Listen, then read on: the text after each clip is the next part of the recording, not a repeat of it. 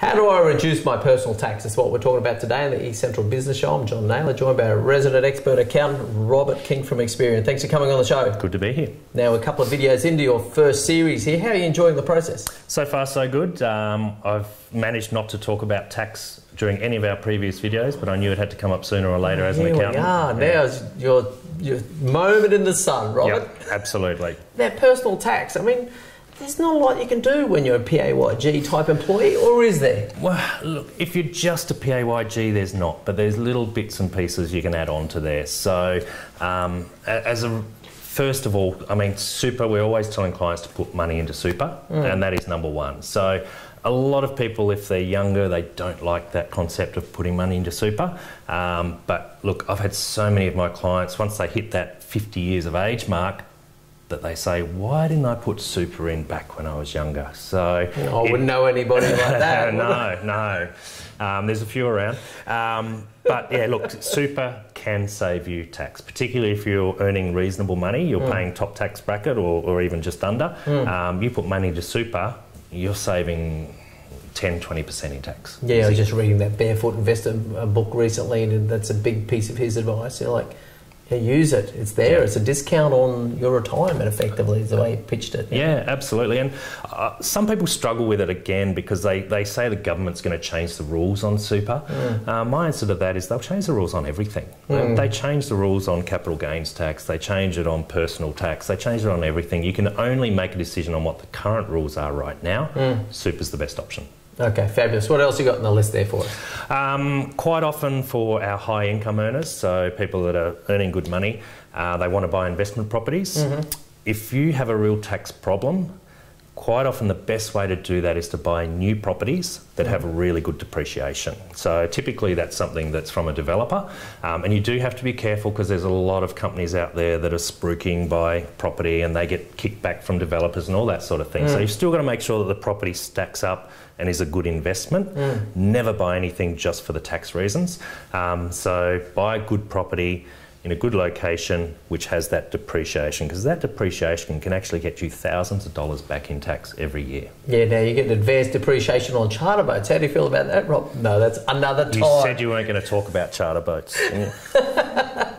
Okay, well, let's talk about something else. I mean, how about deductions? What do you got in there? I suppose following on from the investment property side of things, the interest is the other big tax saver on that. So once you buy an investment property, you get to claim the interest on that property. But it's really important that you keep an eye on that, because if you go and move into that property or you sell it and buy a new one, you've got to look and make sure that your structure is right around the financing side of things. Finance brokers are fantastic when it comes to that, but they're not tax savvy, some of them. So you've got to work in conjunction with your finance person to make sure that your interest is fully deductible wherever possible. Okay, great. And one of those big deductions going to be around cars, yeah? Always the car. Always the cars. Clients hate doing logbooks. It's one of those things, every year we'll tell a client to do a logbook. Every year he comes back the following year and says he hasn't done it. So, well, logbooks are a painful thing to do, or have been in the past. There's some really good devices out there. Some people use apps on their phone to do a logbook. I prefer, you can get what's called a GPS logbook tracker. And if you Google it, you'll find it pretty easily. It's a little device you stick in your cigarette lighter. Yeah. When you turn your car on, it finds the GPS system. When you turn your car off, it tracks that as a journey. Then you just, at the end of the 12-week period, you grab that out of your car, you stick it into your computer, and it just tracks all your movement.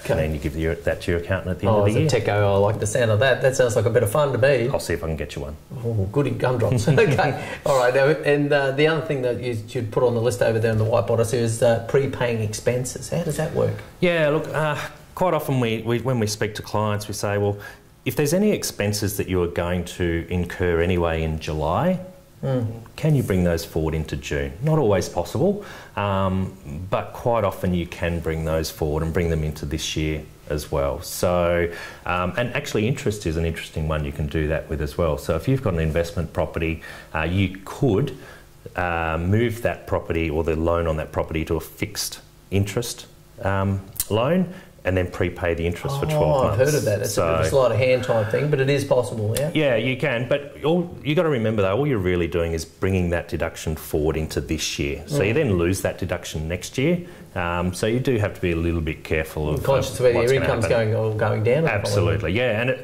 it's a really good if you're food for thought. Yeah, I mean, if you're maybe a mum who's about to go on maternity leave and you're only going to be working half the year, you might want to try and bring it all into this year. So it's just a matter of, I was going to use the word manipulating. I shouldn't use that word on camera, should I? No, we don't like that. No, you didn't say that at all. But anyway, no, well, that's all really great advice. And finally, we get to talk about tax with an accountant on the eCentral Business Show, Valued Words. Now, how do people get in contact with you, Rob? Yeah, pretty simple. We do a lot of social media, Facebook, LinkedIn, that sort of thing. But the easiest way is to jump on our website, which is xperion.com.au. Jump on there. All our contacts is just there somewhere. We'll put it there. Jump on there. It's got all our contact details. Got some good information, some blogs and so forth. So check it out. Okay, fabulous. Okay, Robert King, the resident expert accountant on the eCentral Business Show. We'll speak to you next time.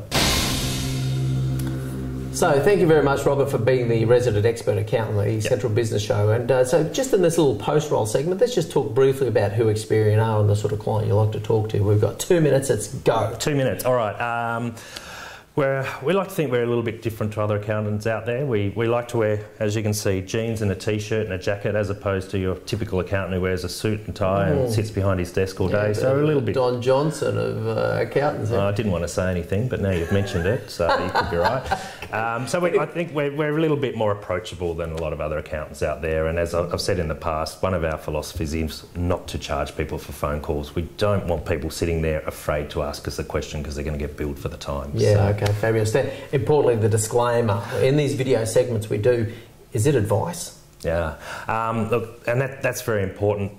It's general advice only. It's a conversation starter. If you've heard something in this video that appeals to you that you need specific advice on, come and talk to us. We need to know what a client's individual circumstances are before we can give them tailored advice to suit their requirements. Okay, the best way for them to do that is jump on your website and find the best phone number or best way it means to contact you. Yeah, absolutely. We've got a few different offices around, so we've got some different phone numbers depending on where the client's located. But if you jump on our website, you can flick through an email or give us a call on the appropriate and that website office. Is? Xperion.com.au. Okay, very active on Facebook, so check out their Facebook page as well. That's where you'll find these videos as well. Perfect. Thanks. Happy with that? Pleasure. All right.